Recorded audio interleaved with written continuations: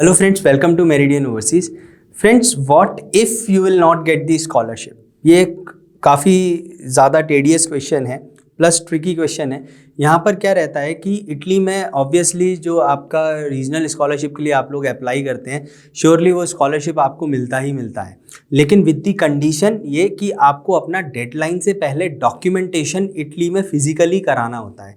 यहाँ पे काफ़ी सारे रीजन्स ऐसे हैं जो कि आपका डॉक्यूमेंटेशन ऑनलाइन मोड में भी एक्सेप्ट करते हैं, लेकिन फिर भी आपका जैसे ई से स्टेटमेंट हो गया आपका, तो ये आपको इटली में जा करके वहाँ आपके काफ ऑफिस में अपॉइंटमेंट लेकर आपको ये अप्लाई करना होता है। फिर ये आपको स्कॉलरशिप डॉक्यूमेंट अपना सबमिट करना होता है रीजनल ऑफिस में विद इन दी डेडलाइन।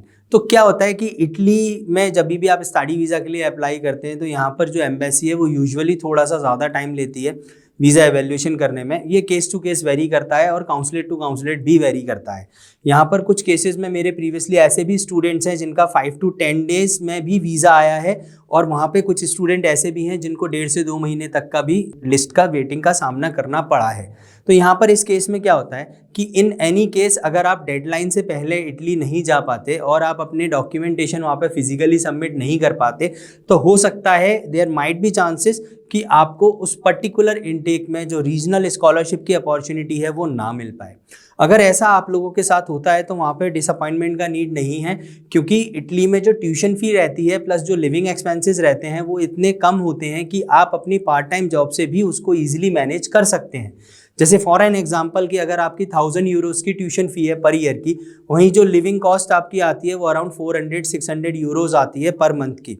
यहाँ पर अगर आप पार्ट टाइम जॉब करते हैं, पार्ट टाइम जॉब अगर आप अच्छे से पार्ट टाइम जॉब करते हैं तो अभी लगभग मिनिमम बेसिस पे आप 700-800 यूरोज़ तक इजीली अर्न कर लेते हैं। वहीं अगर आपको अच्छी अपॉर्चुनिटीज़ मिलती है और आप थोड़ा एग्रेसिवली जॉब्स के सर्च करते हैं तो आप 1500 यूरोज़ तक भी अर्न कर सकते हैं पर मंथ का। तो यहाँ पर आपके पास अपॉर्चुनिटी रहती है कि आप अपनी जो पार्ट टाइम जॉब से अर्न कर रहे हैं वहाँ से आप अपनी ट्यूशन फ़ी भी और लिविंग एक्सपेंसेस भी ईजिली मैनेज कर सकते हैं। प्लस जो आपका सेकंड ईयर आता है तो अगेन आप स्कॉलरशिप के लिए एलिजिबल हो जाते हैं और वहाँ पर आप वापस से रीजनल स्कॉलरशिप के लिए अप्लाई कर सकते हैं। यहाँ पर कई सारे स्टूडेंट्स की मेरे पास इंक्वायरी आई, यहाँ पर उन्हें मिसगाइड किया जाता है कि नहीं, आपका जो भी स्कॉलरशिप है वो स्कॉलरशिप आपका 200% आपको मिलता ही मिलता है। उनको प्रॉपरली कंडीशंस के बारे में नहीं बताया जाता। मैं आपको बता दूं, येस इट इज़ ट्रू कि स्कॉलरशिप आपको मिलता ही मिलता है, लेकिन विद दी कंडीशंस कि आपको अपना डेडलाइन से पहले इटली में जब वीज़ा मिलने के बाद आपको अपना डॉक्यूमेंटेशन कंप्लीट कराना होता है। और ये एक यूनिवर्सल ट्रुथ है जो कि आपका किसी भी रीजन में आप हैं, आपको उस रीजन के डेडलाइंस के अंदर आपको इटली जाकर के डॉक्यूमेंटेशन कराना होता है। In any worst case scenario अगर आपको उस टाइम तक वीज़ा नहीं मिल पाता या आप अपने कुछ हेल्थ इश्यूज़ के चलते या कोई फैमिली रीजंस की वजह से आप अपना ट्रैवल डिले करते हैं, तो माइट भी चांसेस कि आपको उस पर्टिकुलर ईयर की स्कॉलरशिप ना मिले।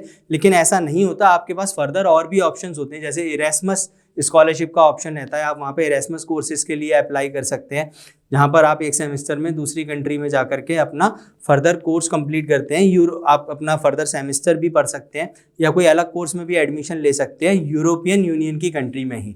तो उसका इरेस्मस का स्कॉलरशिप अलग से मिलता है, वो आप अवेल कर सकते हैं। तो आपके पास न्यूमरस ऑप्शंस और भी रहते हैं, लेकिन द ट्रूथ इज कि आपको डेडलाइन से पहले अपना जो स्कॉलरशिप के आपकी फॉर्मेलिटीज़ हैं वो आपको फिजिकली कंप्लीट करनी होती हैं इटली में जा कर के।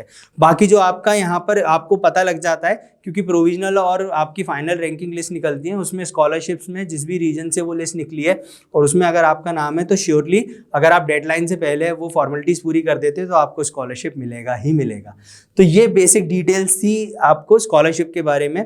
तो आप इससे एक अपना माइंड प्रिपेयर कर सकते हैं कि आपको कैसे अप्लाई करना है, कब अप्लाई करना है, कब अपना एप्लीकेशन स्टार्ट करना है, जिससे कि आप वीज़ा भी जल्दी से जल्दी अप्लाई कर पाएँ और आप डेडलाइन से पहले इटली पहुंचकर अपना डॉक्यूमेंटेशन वाला पार्ट भी कंप्लीट कर पाएंगे। फ्रेंड्स, ऐसी लेटेस्ट इन्फॉर्मेशन पाने के लिए चैनल को लाइक करिए, सब्सक्राइब करिए, बेल आइकन प्रेस करिए। See in the next video. Thank you.